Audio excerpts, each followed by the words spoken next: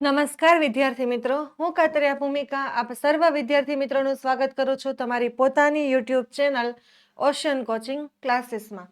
તો વહાલા વિદ્યાર્થી મિત્રો, તમને બધાને ખબર છે કે આપણે ધોરણ 8નું ગુજરાતીનું પુસ્તક જે છે એની અંદરની કાવ્ય પંક્તિઓ અને પાઠ એનું એક પછીની એક સમજૂતી મેળવતા જઈએ છીએ.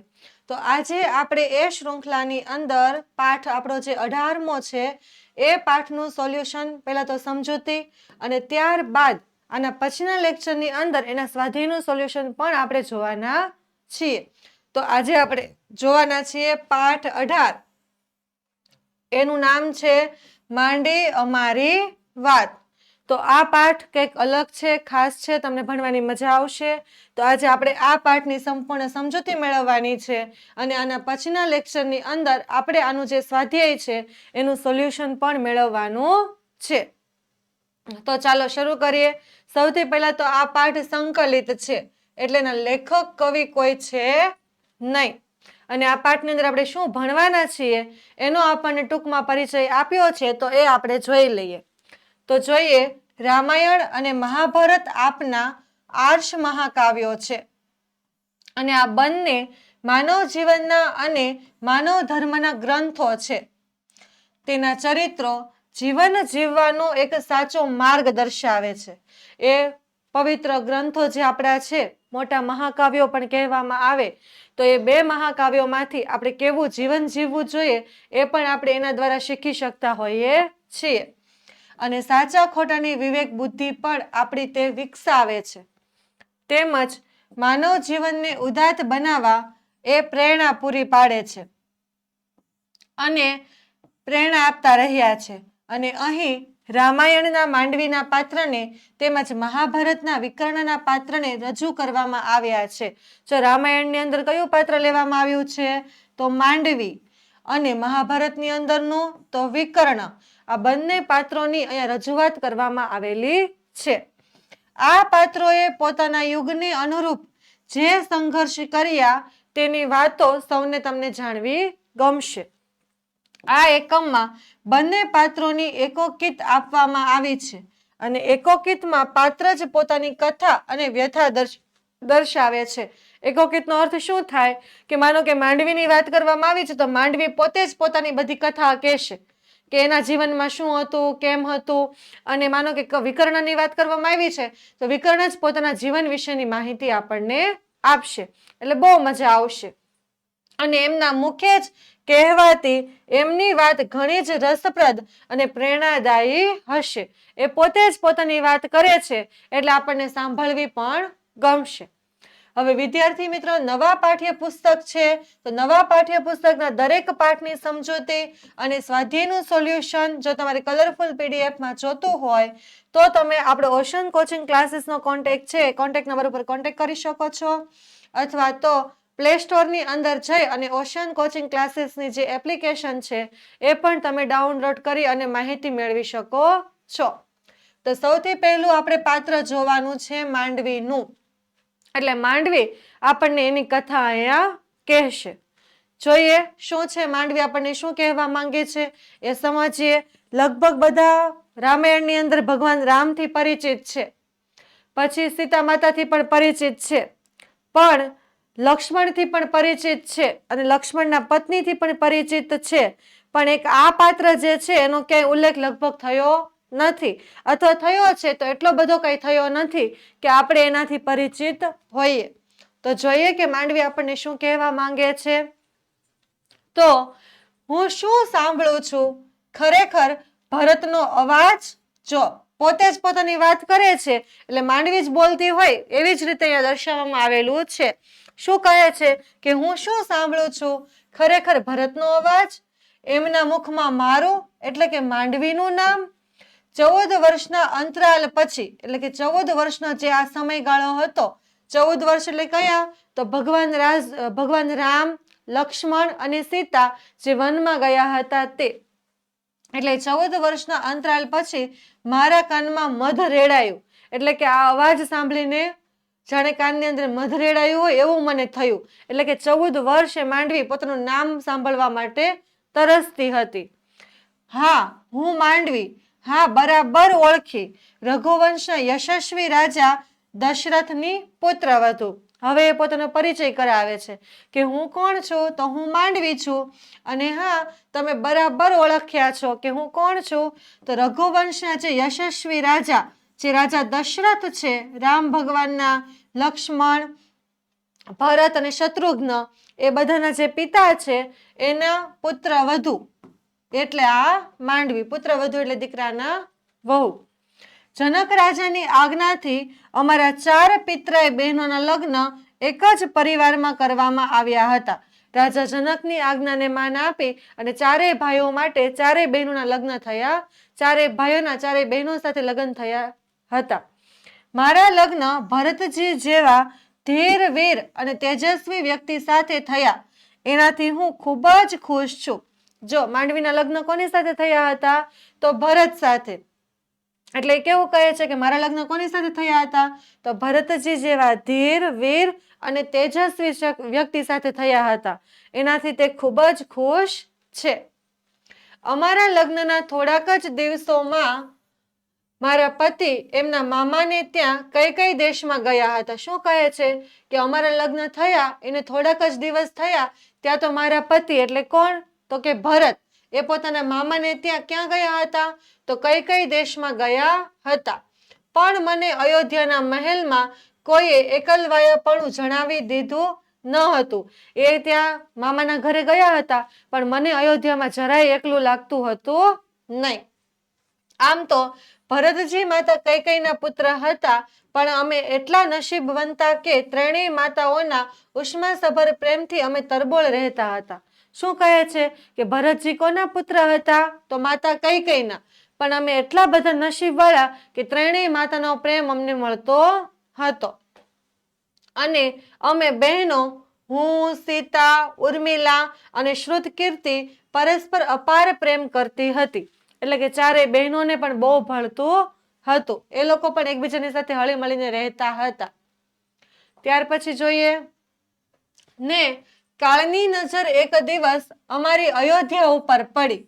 શું થયું, તો અમે ખુશ હતા કે બીજા દિવસે શ્રીરામ ગાદી સંભાળશે.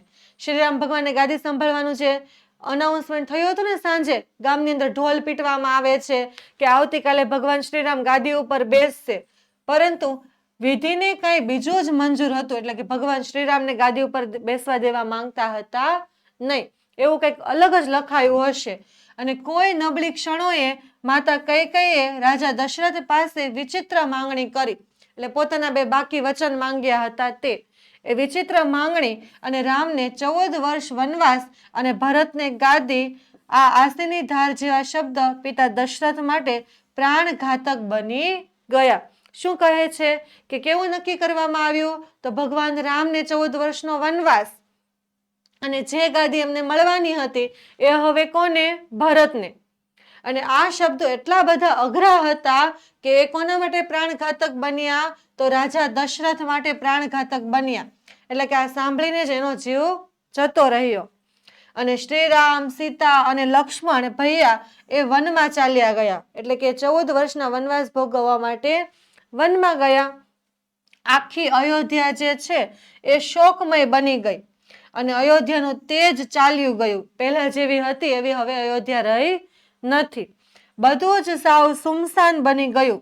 એટલે કે બધી જગ્યાએ 4 બાજુ એકદમ શાંતિ છવાઈ ગઈ. બધું સુમસામ થઈ ગયું. બધો શોર શરાબો હતો એ પૂરો થઈ ગયો. મારા પિતૃ અને શ્વસુર એમ બંને કુળની પરંપરા મુજબ મારાથી માતા કૈકેયીને કંઈ કહી શકાય નહીં. એટલે કે પિતાનું ઘર અને સાસરું, આ બંને કુળની મર્યાદા જાળવવામાં એ પોતાની સાસુને કાંઈ કહી શકે નહીં. જે કર્યું હોય તે ચલાવી લેવું પડે. અને વડીલોના આદરની રેખા મને કંઈ પણ નિર્ણય કરવા દે તેમ ન હતી. એટલે કે વડીલોને એ સમયમાં એટલું બધું માન અપાતું હતું. અને કુલગુરુ વશિષ્ઠ અને પિતાતુલ્ય મંત્રી વર્ય સુમંતે ભરત અને શત્રુઘ્નને તેડવા માણસો રવાના કર્યા હતા. આવા બધા બનાવો બન્યા કે ભગવાન રામ 14 વર્ષના વનવાસે જતા રહ્યા, અહીંયા પિતાનું અવસાન થયું. એટલે જે આ વશિષ્ઠ છે અને આર્ય સુમંત છે એ બંને જણો શું કરે તો શત્રુઘ્નને અને ભરતને તેડવા માટે એના મામાના ઘરે માણસો રવાના કરે કે બંનેને ફટાફટ જલ્દીથી બોલાવો અને મારી પાસે ભરતજી આવે તેની પ્રતીક્ષા કરવા સિવાય કોઈ માર્ગ હતો નહીં. એટલે ભરતજી આવે ત્યાં સુધી માંડવીને વાટ જોવાની હતી, એ બીજું કંઈ કરી શકે એમ હતી નહીં. મને શ્રદ્ધા હતી કે ભરતજી કદી રાજગાદી નહીં સ્વીકારે. એ શું માનતી હતી? જો કે ભગવાન રામ ભલે વનવાસ ગયા અને ભરતના નામે ભલે ગાદી લખાણી, પણ રાજા ભરત કોઈ દિવસ ગાદીને સ્વીકારશે નહીં. ઊભા થયેલા સંજોગોમાં તેઓ સ્વસ્થ મનથી વિચારી શકે એ સંભવ જ ન હતું. જો એક સાથે એટલું બધું થઈ ગયું, કેમ કે ભરતને તો ભગવાન રામે એટલા વહાલા હતા અને પિતાજી પણ એટલા બધા પ્રિય હતા. અને તમે રામાયણ જોવો ને ત્યારે મામાના ઘરે એને શાંતિ પણ નથી લાગતી. એના મામાને પણ કહેતા હોય કે મારે હવે અયોધ્યા જવું જોઈએ, મને ક્યાંય ગમતું નથી. ત્યાં માણસો જે ચડે ને એ વધુ ગભરાઈ જાય. એટલે એને પરિસ્થિતિની તો પહેલેથી જ ખબર પડી જાય. એટલે ભગવાન રામ પણ એટલા પ્રિય હોય તો એ વનવાસ જતા રહે અને પિતા પણ એટલા વહાલા હોય તેનું મૃત્યુ થાય. અને એમાં પણ ખબર પડે કે આ બધી ઘટના એના માતાને કારણે બની, તો એ વધુ પડતા દુઃખી થાય. એટલે તમે આમ જોવો તો આ ઘટનાનું સૌથી વધુ દુઃખ કોઈ ભોગવવા વાળું હોય તો એ રાજા ભરત જ છે. અને એ એવી હાલતમાં હતા કે શાંતિથી કઈ સ્વસ્થ મનથી વિચારી પણ શકતા હતા નહીં. પછી શું થાય છે જુઓ કે આખરે એમને પ્રસંગની જાણ થઈ ત્યારે સમગ્ર ચેતનાની હણી લેતા આક્રંદથી રાજમહેલ ધ્રુજી ગયો. કે એને જ્યારે આ બધી ખબર પડી ત્યારે આખો રાજમહેલ તો જાણે ધ્રુજી જ ગયો. એટલો એને આકરો અનુભવ લાગ્યો, એટલું બધું નથી અસહ્ય થઈ પડ્યું. અને તેમણે માતા કૈકેયીની સામે અપ્રિય વચન માંગવા માટે વિષાદ વ્યક્ત કર્યો હતો. એટલે કે એની માતા સાથે પણ એ બોલવાનું બંધ કરી દે છે, બધા સંબંધ તોડી નાખે છે, એવા અપ્રિય એટલે ન ગમે એવા વચનો બોલવા માંડે છે. અને વિષાદ પોતાની જે નારાજગી ને પોતાનું જે દુઃખ હોય એ પણ માતાની સામે વ્યક્ત કરવા માંડે છે. ભરતજી માતા કૈકેયીને તો બચપણથી જ જાણતા હતા. તેઓ આવી માંગણી કરે એ આખી અયોધ્યામાં કોઈ માનવા તૈયાર ન થાય. જો ભરતજી તો પોતાની માતાને તો નાનપણથી ઓળખે, એ કોઈ દિવસ આવું ન માંગે એવું એને જ લાગતું હતું. એટલે એ આવી માંગણી કરે એવું કોઈને મનાતું હતું નહીં. અને એમની ચઢાવણી ભલે મંથરા માસીએ કરી હોય પણ ભરતની શંકાની સોય મારા તરફ પણ ફરી. જો આપણને બધાને ખબર છે કે કૈકેયીને ચડાવવા કોણ હતું તો એની દાસી એટલે કે મંથરા હતી. પણ ભરતને તો મંથરાની બહુ ખબર નહોતી. એટલે મંથરા માસીએ ચડાવણી કરીને એને લાગ્યું કોનું તો માંડવીનું. એટલે એને એમ થયું કે રાજગાદીની લાલચ માંડવીને હશે કે ભગવાન રામની જગ્યાએ હું ગાદી ઉપર બેસું, એટલે માંડવીએ મારા માતા પાસે આવી માંગ કરી હશે. અને કદાચ આ જગ્યાએ બીજું કોઈ હોત તો પણ આમ જ વિચારતું હોત. બધાને એમ જ થાય કે પત્નીને આવી લાલચ હોય રાજગાદીની, એટલે એણે એની સાસુને ચડાવી હોય એટલે મારે આવું બધું દુઃખ સહન કરવું પડ્યું. આ આળ મારા માટે કપરું હતું, એટલે કે માંડવીનો કાંઈ વાંક નહોતો, છતાં એની ભૂલ કાઢવામાં આવી હતી. મને સ્પષ્ટતા કરવાની કોઈ તક ન આપી. એટલે કે માંડવીને કોઈ તક મળી નહીં, મોકો મળ્યો નહીં કે એ પોતાની વાત મૂકી શકે કે મારો કાંઈ વાંક નથી. મંથરા માસીએ ચડાવ્યા અને કૈકેયી માએ બધું માંગ્યું. મને સીધું જ કહી દીધું, દૂર જા, મને તારું મોં ન બતાવ. માંડવીને સીધું ભરતજી શું કહી દે છે કે તું અહીંયાથી દૂર જતી રહે, તારું મોઢું મારે જોવું નથી, તારું મોઢું મને આજ પછી કોઈ દિવસ બતાવતી પણ નહીં. અનેક લોકો ચિત્રકૂટ ઉપર શ્રીરામને મનાવવા માટે ગયા. ન્યાય, નીતિ અને ધર્મના પ્રતીક સમા શ્રીરામ પાછા ન આવ્યા. જો પછી ભરતજી, પછી ત્રણેય માતાઓ, આવા ઘણા બધા લોકોએ ભગવાનને જેને ચિત્રકૂટમાં જઈ અને મનાવવાનો પ્રયત્ન કરે છે કે પિતાજીનું આવી રીતે અવસાન થઈ ગયું છે અને તમે પાછા ફરી અહીંયા ઘરે આવી જાઓ અને રાજગાદી તમારી સંભાળી લ્યો. પણ એ ન્યાય, નીતિ અને ધર્મના પ્રતીક હતા, એ કોઈ દિવસ પિતાને આપેલું વચન તોડે નહીં, એટલે એ પાછા આવતા નથી. અને એમની પાદુકા ભરતજી માથે લઈને ઉભા છે ને, ચરણ પાદુકા, ચરણમાં પહેરવાના પેલા એના જે પગરખા હોય તે, તો એ પાદુકા રાજગાદી ઉપર મૂકી અને ભરતજીએ નંદીગ્રામમાં રહી અને બધું જ કામ સંભાળ્યું. ઉપર રાજગાદી ઉપર ભગવાન રામના ચરણ પાદુકા મૂક્યા અને નીચે ભોંયમાં જમીનની અંદર એને આવું નંદીગ્રામ બનાવી અને ભગવાનની ગાદીથી એક સ્ટેપ નીચે એટલે કે ભોયતળિયામાં રહી અને રાજભાર સંભાળવાનું નક્કી કર્યું. આ બધા જ ઘટનાક્રમમાં મને સ્પષ્ટતા કરવાની તક મળી નહીં. આ એક પછી બધું બનતું ગયું. મામાના ઘરેથી એવા બધી વાત જાણી, ભગવાનને મનાવા ગયા, પાછા નંદીગ્રામનો આશ્રમને બધી વ્યવસ્થાઓ કરી. આ બધા જ કામોમાં માંડવીને પોતાની વાત મૂકવાની કોઈ તક મળી નહીં. હા, મને મારા અધિકારનો ખ્યાલ ન હતો તેવું નથી. હું વિદ્રોહ કરી શકી હોત અને અયોધ્યાના રાજમહેલની એક વ્યક્તિ મારા પક્ષે જ હોત. જો માંડવી શું કહે છે કે મારી પાસે, હું રાજા જનકના દીકરાની પુત્રવધુ છું, રાજા ભરતની પત્ની છું, અત્યારે તો રાણીનો દરજ્જો ધરાવે છે, એટલે કે મને મારો કેટલો અધિકાર છે એ બધો જ મને ખ્યાલ હતો. નહોતો એવું નહીં. હું ધારું તો ગમે એ કરી શકું. જો મેં વિદ્રોહ કર્યો હોત, રાજાની સામે મારી વાત મૂકી હોત, તો અયોધ્યાના દરેક વ્યક્તિઓને મારો પક્ષ લેવો પડત. અને કૌશલ્યામાં તો ભરતને ધમકાવીને મને સન્માનવા માટે ફરજ પાડત જ.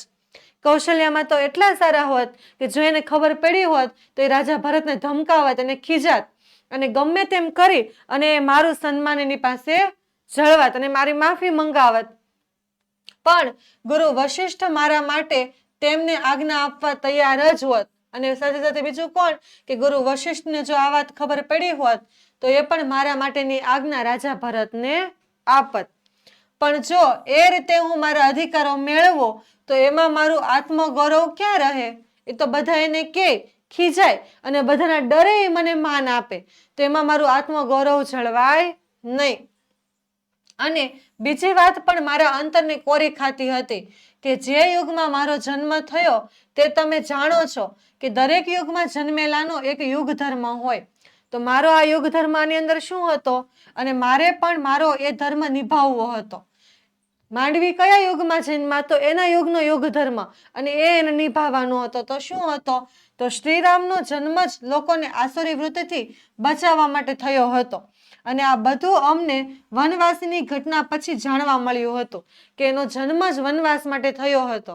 કેમ કે એ વનમાં જાય તો પછી ઓલા બધા જે લોકોનો વિનાશ કરવાનો હતો એ થઈ શકે ને. અને રામ પોતાનું કામ કરી શકે એ માટે ભરતજીએ રાત દિવસ અયોધ્યાનું ધ્યાન રાખવાનું હતું. અને આ સંજોગોમાં તેમની પાસે વિદ્રોહ કરી તેમના મનને વિચલિત કરવું એ ઠીક ન હતું.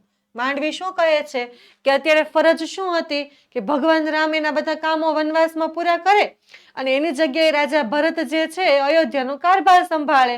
તો એ બધા પોતપોતાની ફરજ નિભાવતા હતા અને એમાં મારે વિદ્રોહ કરી અને એના મનને વિચલિત કરવું ને એમાં નવા વિચારો નાખવા એ મને યોગ્ય લાગતું હતું નહીં. હું દરેક બાજુથી વિચાર કરતી હતી કે મારે શું કરવું જોઈએ અને શું ન કરવું જોઈએ એનો વિચાર હું બધી બાજુથી કરતી જતી હતી. મારા અધિકાર કે મને થતા અન્યાય કરતા રાષ્ટ્રધર્મ મને મહત્વનો લાગ્યો કે અત્યારે રાષ્ટ્રધર્મ શું છે તો રાષ્ટ્ર માટે ભરતજીનું કામ, દેશ માટે અને રામ ભગવાનના એના જે કામો છે એ પૂરા કરવા એ મહત્વનું છે, નહીં કે મારો વિદ્રોહ અને મારું સન્માન. વધારે તો મારો પ્રશ્ન મારા અને સમગ્ર સ્ત્રી જાતિના ગૌરવનો હતો. મેં સંકલ્પ કર્યો કે જ્યાં સુધી તેઓ મને સામેથી નહીં બોલાવે ત્યાં સુધી હું સામેથી કંઈ પણ નહીં કરું. જો એ શું કરી લે છે કે વાત તો શું હતી તો મારા ગૌરવની, મારા પ્રશ્નની હતી અને મારા અને સમગ્ર સ્ત્રી જાતિના ગૌરવની. એટલે મેં ખાલી એટલું નક્કી કર્યું કે જ્યાં સુધી ભરત મને સામેથી નહીં બોલાવે ત્યાં સુધી હું કાંઈ પણ કરીશ નહીં, સામેથી જઈશ નહીં. એવું કોણ નક્કી કરે છે? તો માંડવી. પછી શું થાય જો કે આ સમય કેવી રીતે પસાર કર્યો એ તમને ખબર છે? લો હું જ તમને કહી દઉં કે આ સમય કેટલો બધો અઘરો હતો. હજી રાજા ભરત ગાદીએ બેઠા જ હતા, મતલબ નંદીગ્રામમાં જઈને એ બધો અયોધ્યાનો કારભાર સંભાળતા જ હતા. એટલે 14 વર્ષ ભગવાન રામનો વનવાસ હોય ને 14 વર્ષ માંડવીને પણ વનવાસની જેમ કાપવો પડે. કેમ કે એને વચન લીધું હતું કે જ્યાં સુધી રાજા ભરતને નહીં બોલાવે ત્યાં સુધી એ સામેથી જશે નહીં. તો એનો આ સમય કેવી રીતે પસાર થયો એ આપણને હવે જણાવે છે કે હું જ કહી દઉં કે હું પ્રાતઃકાળે ઉઠી અને ભરતજી જાગે એ પહેલા એમના સ્નાન, સંધ્યા અને સવારની જરૂરિયાતો ગોઠવી દેતી હતી. એટલે રાજા ભરત ઉઠે એ પહેલા માંડવી ઉઠી જાય પ્રાતઃકાલે વહેલી સવારે અને ઉઠી અને એમના પહેલા જ એના સ્નાન કરવાના, સ્નાન સંધ્યા અને સવારની જે બધી જે જરૂરિયાતની વસ્તુઓ હોય એ બધી જ ત્યાં ગોઠવી દે. અને તેઓ બહાર જાય ત્યારે તેમની પર્ણકુટીની સફાઈ મારી જાતે કરતી હતી. એનું જે નંદીગ્રામનું કુટીર એને જે ભોયતળિયામાં બનાવ્યું હતું એની સફાઈ પણ માંડવી પોતે જાતે કરતી. એમના માટે ભોજન પણ મારી જાતે જ તૈયાર કરતી હતી. હવે એ ઉપર રાજમહેલમાં તો રહેતા હતા નહીં, નીચે આશ્રમમાં રહેતા, એટલે એના ભોજનની વ્યવસ્થા પણ કોણ? તો માંડવી જાતે કરતી. પણ આ દરમિયાન ક્યારે એમની નજર સામેથી પસાર ન થઈ. એટલે કે બધું કામ કઈ રીતે કરવાનું? તો ભરતજી હાજર ન હોય ત્યારે કોઈ દિવસ એની નજરની સામે આવી નથી. મેં પણ નંદીગ્રામમાં જ રહેવાનું રાખ્યું હતું. એ પોતે પણ ક્યાં રહેતી હતી? તો નંદીગ્રામમાં, નીચે આશ્રમમાં. અને આ બધાની અસર મેં મારા મન ઉપર ક્યારેય પડવા દીધી હતી નહીં.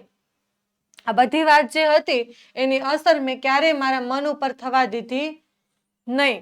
અને હા, આ તપને કારણે અને કદાચ પતિની ઉપેક્ષાને કારણે મારું શરીર સુકાતું રહ્યું હતું. કે આશ્રમમાં રહીને એટલા બધા કામો કરતા, એ એક પ્રકારનું એનું તપ જ હતું આશ્રમમાં રહેવાનું. અને પાછું પતિની ઉપેક્ષા હતી, પતિ તેની સામે જોતા હતા નહીં, અને એની સામે જવાનું વચન લીધું હતું નહીં જવાનું. એટલે આ બધું હતું એના કારણે એના શરીર સાવ સુકાતું જતું હતું. કેમ કે દુઃખ તો એને હોય જ.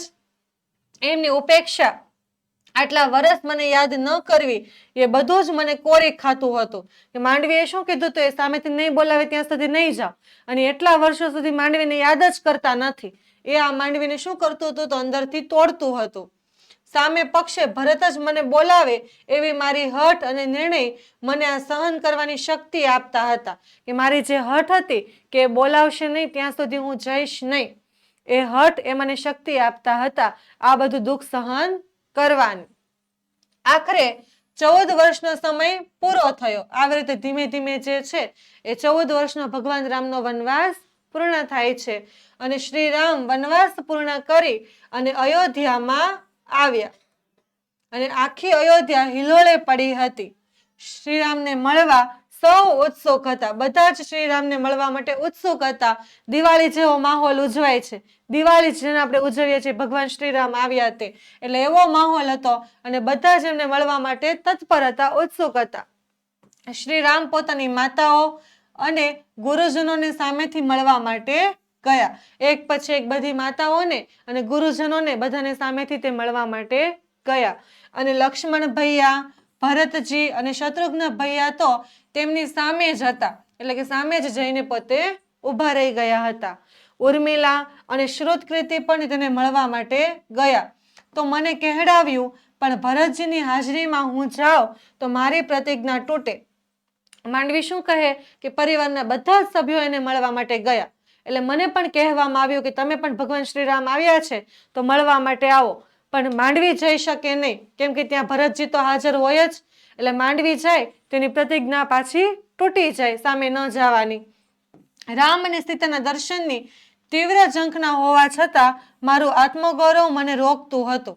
આત્મગૌરવ કઈ રીતે રોકે? કે જે દિવસની 14 વર્ષથી વાટ જોવે છે કે એ સામેથી બોલાવે તો જ જાવું, એ ખાલી આ એક વાત માટે તોડી શકાય નહીં. એટલે ભગવાન રામ અને સીતાને જોવાની બહુ ઈચ્છા હતી, છતાં પણ એ જતા નથી. જ્યાં સુધી તેઓ સામેથી ન કહે ત્યાં સુધી તેમની સામે ન જવું એટલે ન જ જવું. એ જેની પ્રતિજ્ઞા હતી એને અટલ રાખવાની હતી. અને એ તો રામના પડછાયાની જેમ ત્યાં જ હોય. એ તો રામ ભગવાનથી દૂર જાય નહીં, એટલે માંડવી ત્યાં જઈ શકે નહીં. જો આ રીતે ભગવાન રામ આવે છે અને બધા એને મળવા માટે ભેગા થાય છે. મારું રામને મળવા ન જવું ભલે બીજા કોઈની નજરમાં ન આવ્યું હોય, પણ રામની નજરમાં તો આવે જ ને. કેમ કે એ તો પોતે પરમેશ્વર, ઈશ્વર છે, બધાને સાથે લઈને ચાલવા વાળા છે. તમે રામાયણ જોયું હોય, તમે જોયું હોય કે એની ખુદની માતા જે કૌશલ્યા છે એ સૌથી મોટા એના માતા અને એના સગા માતા, તો એને પછી પગે લાગશે. પહેલા નાનેથી જે 3જા નંબરના માતા છે ત્યાંથી પગે લાગવાની શરૂઆત કરશે. એટલે બીજાને માન આપવું હોય તો જાણે ભગવાન રામનો સ્વભાવ છે. એટલે માંડવી શું કહે કે હું રામને મળવા ન ગઈ, એ બીજા કોઈની નજરે ચડે કે ન ચડે, પણ ભગવાન રામને તો એ નજરમાં આવે જ. અને પછી તો એમણે જ ભરતને પૂછ્યું કે ભરત, બધા મને મળવા આવ્યા પણ માંડવી કેમ નથી આવી? એ કોને પૂછે છે? તો રાજા ભરતને. કેમ કે માંડવી એમના પત્ની છે કે ભાઈ બધા મને મળવા આવ્યા, માંડવી ક્યાં? માંડવી કેમ નથી આવી? ક્યાં છે? તો ભરતજી રામને કઈ રીતે કહે કે 14 વર્ષથી એમણે મને જોયો જ નથી. હવે રાજા ભરત ભગવાન રામને તો કેમ કે 14 વર્ષ તમે વનવાસ કર્યો એમ અમે પણ કર્યો, કે મેં 14 વર્ષથી માંડવીને જોઈ નથી. રામની આજ્ઞાથી ભરતે જાતે મને બોલાવવા આવવું પડ્યું. ભગવાન રામે ભરતને આજ્ઞા કરી કે તમે માંડવીને બોલાવો. એટલે ભગવાનની આજ્ઞા માની અને ભરતે 14 વર્ષ પછી મને પોતે જ બોલાવવા આવવું પડ્યું. અને હું નંદીગ્રામની સફાઈ કરતી હતી ત્યાં ભરતજીના મુખથી મારું નામ સાંભળ્યું. પોતે બોલાવા જાય છે માંડવી માંડવી કરતા, અને ત્યાં નંદીગ્રામની અંદર આ જે માંડવી છે એ સફાઈ કરતા હોય, અને ત્યાં ભરતજીના મુખથી એ પોતાનું નામ સાંભળે છે માંડવી. અને આ ક્ષણ જાણે મારા વિજયની હતી. પોતે વચન દીધું હતું ને કે સામેથી ન બોલાવે, ત્યાં સુધી ન જાવું. એટલે આ ક્ષણ કેવી લાગતી હતી? પોતાના વિજયની, પોતે જાણે જીતી ગયા હોય તેવી. અને એમણે જ શ્રીરામની પાસે આવવા માટે કહ્યું કે ભગવાન શ્રીરામ તમને બોલાવે છે તો તમે મળવા માટે આવો. એટલે એ જ પોતે કહે છે. અને શ્રીરામની સમક્ષ અમે બંને પછી ગયા. લાંબા સમયે રામના દર્શન થયા 14 વર્ષ પછી. એટલે બહુ લાંબો સમય કહેવાય. મેં એમના ચરણ સ્પર્શ કર્યા અને રામે મારી સામું જોયું તો હું એમની આંખોમાં કરુણા જોઈ શકી. કે ભગવાન રામને પણ માંડવીને જોઈને દયા આવી ગઈ, કરુણા આવી ગઈ એની આંખની અંદર. તો માંડવી એમ કહે છે કે મેં એમના ચરણ સ્પર્શ કર્યા એટલે રામની આંખોમાં મારા માટે હું કરુણા જોઈ શકી. અને એમણે પૂછ્યું કે માંડવીની આ સ્થિતિ, શરીર સુકાઈ ગયું હતું, કેમ દાસીની જેમ નંદીગ્રામમાં કામ કરતી હતી એટલે એની સ્થિતિ કેવી થઈ ગઈ હોય? તો ભગવાન રામ પૂછે છે કે માંડવીની આવી સ્થિતિ, પાદુકા રાજ્યમાં આમ ચાલતું હતું. એટલે કટાક્ષ કરે છે કે ભરત આ રાજ્ય ચલાવતો હતો તો ભરતે પોતાની જવાબદારી આવી રીતે નિભાવી? મારા પાદુકા રાજ્યમાં આવું બધું રાજ ચાલતું હતું કે સ્ત્રીઓ આવી રીતે દુઃખી હોય? કેમ એના શરીર અને ચહેરા ઉપર તેજ નથી? કેમ આ નિસ્તેજ થઈ ગઈ છે તેજ વગરની? એવું ભગવાન રામ કહે છે. અને મેં જોયું કે ભરત માથું નમાવીને ઊભા હતા, કેમ કે ભરત પાસે કોઈ જવાબ હતો નહીં. એને ખબર જ હતી કે એમની ભૂલ છે. તો એ ભગવાન રામને શું કહે? એ નિશબ્દ હતા, એટલે એની પાસે કોઈ શબ્દ હતો નહીં. મારે જ એમની ઢાલ બનવું પડ્યું. પછી માંડવી જ પોતે ભરતનો બચાવ કરે છે. અને શું કહે છે? ને મેં રામને કહ્યું કે પ્રભુ, એમાં એમનો દોષ નથી. પાદુકા રાજ્યની જવાબદારીમાં એ ઘરની સંભાળ રાખી નથી શક્યા. શું કહે છે? કે પાદુકા રાજ્યની એટલી બધી જવાબદારી એના ઉપર હતી કે ઘરની જવાબદારી નિભાવી શક્યા નથી. અને અમે તો તમારા વનવાસના કારણે દુઃખી હતા. શું કહે છે? કે અમારી આવી હાલત એટલે છે કે તમે વનમાં ગયા હતા એ વાતથી અમે બધા દુઃખી હતા. મારા શરીરની કૃશતા એને કારણે છે. આપ નાહક દુઃખી ન થાવ. માંડવી ભગવાન રામને શું કહે છે? કે અમારા શરીરની જે કૃશતા, એટલે મારા શરીરની જે અત્યારે હાલત છે એ તમારા વનમાં જવાને કારણે છે. તમે ખોટા કારણ વગરના દુઃખી થાવ નહીં. હવે આપના આવવાથી બધું જ સારું થઈ જશે. એટલે કે હવે તમે આવી ગયા છો તો બધું ફરી પાછું પહેલાની જેમ થઈ જશે અને આ બધું જ દુઃખ જતું રહેશે. બધા જે નજરે મને જોતા હતા તેનાથી મને મારું ગૌરવ પાછું મળતું લાગ્યું. બધા જે રીતે માંડવીની સામે જોતા હતા કરુણાથી કે દયાથી, તો એ જોઈને માંડવીને લાગતું હતું કે મને મારું માન સન્માન પહેલાની જેવું પાછું મળી ગયું. અને મારી પ્રતિજ્ઞા પણ પૂરી થઈ ગઈ. કે એની જે પ્રતિજ્ઞા હતી કે જ્યાં સુધી એને ભરત સામેથી નહીં બોલાવે ત્યાં સુધી નહીં જાય, તો એની પ્રતિજ્ઞા પણ પૂરી થાય છે. મેં સ્વીકારેલી મારી સ્થિતિ હવે સંપૂર્ણ ન્યાયી ઠરતી હતી. એટલે કે એવું કહે છે કે મેં જે નિર્ણય લીધો હતો જે પરિસ્થિતિમાં, એ બધું જ બરાબર હતું એવું મને લાગતું હતું. આ છે મારી કથા. એટલે હવે આપણને એના ઉપરથી ખબર પડે કે લક્ષ્મણ ને એ બંને અલગ અલગ રહ્યા, લક્ષ્મણ ને ઉર્મિલા અલગ અલગ રહ્યા એ આપણને ખબર છે. પણ ખરેખર માંડવી અને ભરત પણ સાથે નથી રહ્યા એ આપણને આ માંડવીની કથાઓ પરથી ખબર પડે છે. તો આ છે એની વ્યથા, એટલે કે એનું દુઃખ. અને મારે સરસ્વતી માતાને પ્રાર્થના કરવી પડી કે હે માં, વાલ્મીકી ઋષિ રામાયણનો શેષ ભાગ પૂરો કરવાના છે. શેષ ભાગ એટલે કે બાકી રહેલો ભાગ. તમને બધાને ખબર છે કે વાલ્મીકી ઋષિએ રામાયણ તો બહુ પહેલા લખેલી અને પછી બનેલી, અને જ્યારે લવકુશ એ બંને વનમાં રહેતા હોય માતા સીતા સાથે, ત્યારે એને રામાયણ જેટલી બની ગઈ એટલું એને શીખવાડવામાં પણ આવે છે. પણ આ માંડવી જે છે એ સરસ્વતી માતાને પ્રાર્થના કરે છે. શું પ્રાર્થના કરે છે? કે વાલ્મીકી ઋષિ જે છે એ રામાયણનો શેષ ભાગ, એટલે જે બાકીનો ભાગ થોડો ઘણો જે બાકી છે એ લખવાના છે, તો એ વખતે મારી વાત ન લખે એવું મને વરદાન આપો. એટલે શું ઈચ્છે છે કે રામાયણની અંદર માંડવીએ જે દુઃખ સહન કર્યું એનો ઉલ્લેખ થવો જોઈએ નહીં, એવું માંડવી ઈચ્છે છે. શું કામ? કેમ કે માત્ર મારી વાતના કારણે ભરતજીના ઉજ્જવળ ચરિત્ર ઉપર કોઈ ડાઘ ન જોવે, કે એ તો એની પત્ની છે એટલે એના પતિનું કોઈ દિવસ ખરાબ ઈચ્છે નહીં.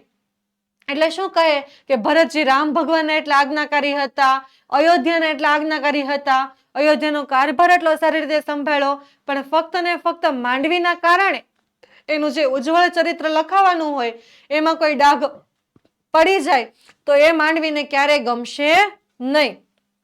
અને માએ મારી પ્રાર્થના પણ સ્વીકારી, તેનો મને આનંદ છે. માંડવી શું કહે કે મેં સરસ્વતી માતાને પ્રાર્થના કરી અને એણે મારી પ્રાર્થના પણ સ્વીકારી, એટલે તમે રામાયણની અંદર માંડવીની કથાનો ક્યાંય ઉલ્લેખ જોઈ શકશો નહીં. તો વિદ્યાર્થી મિત્રો, આપણે ધોરણ 3 થી 12 ની જે નીચેની PDF અને PPT એ તમારા માટે તૈયાર છે, ઉપલબ્ધ છે. એની અંદર સ્વ અધ્યયન પોથી સોલ્યુશન, સમજૂતી અને સ્વાધ્યાય પોથી સોલ્યુશન, ગાલા સ્વાધ્યાય પોથી સોલ્યુશન, પ્રોજેક્ટ પ્રવૃત્તિ બુક સોલ્યુશન, પ્રયોગ પોથી, ભૂગોળ પોથી, અંગ્રેજી ગ્રામર, યુનિટ ટેસ્ટ, IMP પ્રશ્નો, અસાઇનમેન્ટ અને એના માટેના IMP પેપરો, આ બધી જ વસ્તુ તમારા માટે તૈયાર છે. જો તમે PDF કે PPT મેળવવા માંગતા હોય તો 70 46 22 22 54 ઉપર કોન્ટેક્ટ કરી શકો છો, અથવા તો આપણી પ્લે સ્ટોર ઉપરથી ઓશન કોચિંગ ક્લાસીસની એપ્લિકેશન પણ તમે ડાઉનલોડ કરી શકો છો. તો હવે આપણે જોઈએ આના રૂઢિપ્રયોગો. તો સૌથી પહેલા કાનમાં મધ રેડાવવું, એટલે કાનને ગમે તેવું આપણને સાંભળવા મળવું. તો વિદ્યાર્થી મિત્રો, આ સાથે આપણે જે આ પાઠ છે એનું આપણે સંપૂર્ણ સમજૂતી અહીંયા મેળવી ગયા છીએ, અને આ સાથે આપણે આ પાઠની સમજૂતી પૂરી કરીએ છીએ.